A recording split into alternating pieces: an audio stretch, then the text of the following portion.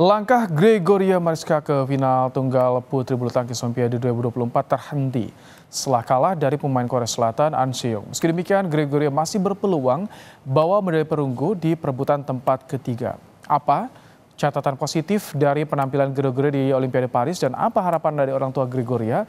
Kita sudah terhubung dengan legenda bulu tangkis Indonesia, Imelda Wiguna, dan kita juga nanti akan menantikan kehadiran Pak Marianto, ayah dari Gregoria Mariska Tunjung. Selamat petang, Mbak Imelda. Selamat petang. Mbak, bagaimana Anda melihat perjuangan Gregoria tadi di semifinal? 3 set lawan peringkat 1 dunia, Mbak Imelda. Ya, memang kan selama ini kalau dilihat dari datanya atlet-atlet tunggal putri di quarter final itu yang belum pernah dikalahkan oleh Grego itu memang An Se-young. Itu jadi tadinya berharap sih ada sesuatu yang bisa terjadi ya, karena pertandingan di Olimpiade ini seringkali yang enggak gitu, karena mungkin faktor ketegangan bukan hanya pemain Indonesia saja. Bahkan seeded pertama Lee Suki siapa gitu dari Cina itu juga kalah di babak-babak awal. Kemudian juga Chon Ju-fei kemarin juga kalah, kan itu dia seeded kedua gitu ya, unggulan. Nah, jadi tadinya saya berharap dengan tidak ada beban dari Gregoria, sementara An Se-young itu kan digadang-gadang memang bakal jadi juara Olimpiade, itu tuh bebannya lebih berat sebetulnya.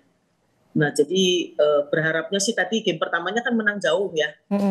Keduanya mungkin kalau poinnya seperti itu tuh biasanya pasti ada faktor lapangan, ada yang lebih enak dan yang lebih nggak enak gitu. Nah, jadi cuman di game ketiganya itu kalau saya evaluasi memang Grego itu memang selama ini kalau fisiknya sudah menurun, dia akan banyak melakukan kesalahan-kesalahan sendiri. Sementara An Se-young itu tetap bugar ya. Endurance ya di situ ya, ada faktor endurance. Ya sih, kita selalu lihat kan pertandingan-pertandingan yang dilakukan oleh Grego itu kebanyakan kekurangannya itu adalah di dalam hal fisik, ketahanan. Mbak Imelda, ini kan hanya Gregoria, wakil Indonesia di cabang bulu tangkis yang masih diharapkan. Apakah ini juga mempengaruhi mental Gregoria nggak sih di semifinal tadi? Sebetulnya menurut saya tuh justru ini pemain atau atlet-atlet itu ada yang bisa dibebani, berikan beban, ada juga yang nggak bisa gitu. Tapi kalau aku lihat itu selama ini aku tuh kagum tuh dengan Susi Susanti, karena dia itu atlet yang dibebani harus menang ya di dalam setiap kejuaraan Uber Cup terutama, karena dia kan sebagai ujung tombak. Nah, tahun 94, 96 itu dia dibebani harus menang gitu. Nah, itu nggak gampang buat seorang atlet dengan terbeban seperti itu. Tapi Susi bisa melakukan dengan baik. Menurutku dalam pertandingan ini harusnya sih, aku tadi kan ngitung-ngitung ya, secara mental harusnya Grego itu lebih bagus daripada An Se-young. Cuman An Se-young itu kan pengalamannya dan memang kita lihat memang di dalam setiap pertandingan itu dia nggak pernah melakukan kesalahan-kesalahan sendiri. Ini bagaimana nanti perebutan tempat ketiga nih? Potensinya bagaimana Anda melihat? Ini lawannya ada Caroline Marin juga nih yang tadi masih dalam pertandingan. Sudah ada hasilnya sih, Mas. Jadi ternyata game pertamanya Caroline kan menang kan? Menang, betul. Game keduanya ini cedera dia. Ya, jadi He Bingjiao itu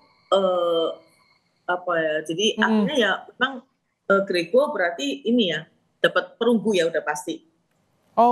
Baik. Itu menjadi kabar yang sangat dinantikan. Tapi kita juga, saya ingin mendengar langsung secara resminya, karena ini masih on air di Kompas Petang juga. Nah, kalau misalnya Anda melihat, Mbak Imelda, bagaimana prestasi bulu tangkis kita? Ada nomor-nomor unggulan di awal yang ternyata bertumbangan di partai-partai perdana nih. Ya, itu maksudnya Indonesia atau yang? Indonesia ya. Jadi sebetulnya bulu tangkis yang sekarang ini kalau menurut saya tuh kasihan gitu, karena pertandingannya terlalu banyak. Kemudian juga kalau anak-anak atlet yang sekarang itu kan gangguannya lebih banyak ya, terutama HP dan lain-lainnya. Kemarin ini sih saya melihat pertandingan terlalu banyak. Tadinya saya pikir itu 4 pertandingan terakhir itu kalau nggak salah Thailand, Malaysia, Indonesia Open. Tadinya saya berpikir nih ya, saya berpikir lebih baik Thailand dengan Malaysia itu di keep gitu, nggak usah ikut. Karena kan trennya Jojo sebetulnya sedang naik. Tapi di Indonesia Open diturunkan gitu.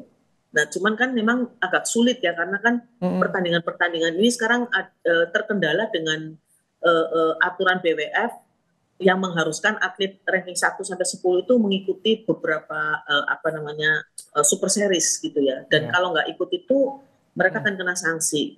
Lalu yang keduanya masalah kontrak atlet dengan produk tertentu itu juga dihitung setiap kalau nggak salah 2 bulan sekali. Tapi kalau untuk pemain terakhir Mbak Imelda ada evaluasi tidak?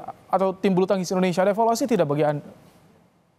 Saya tadinya tuh mengharapkan trennya terutama Jojo ya itu tuh bisa naik loh. Jadi naik terus dan peak performance-nya itu dia harusnya tuh dihitung jauh-jauh hari. Peak performance-nya itu harusnya di Olimpiade gitu. Jadi cuman ya kan ini kan udah terjadi ya, tapi sebelum terjadi sudah ngomong sih peak performance anak-anak itu harusnya tuh di Olimpiade gitu loh. Jadi pertandingan sebelumnya harusnya tuh agak turun dikit gitu loh. Jadi nggak gampang Mas, nggak gampang ini. Baik. Kemarin yang kelihatan harusnya menang sih memang salah satunya tuh ya ganda putra kita harusnya sih. Fajar. Baik. Terima kasih Mbak Imelda Wiguna, legenda bulu tangkis Indonesia telah bergabung di program Kompas Petang sore hari ini.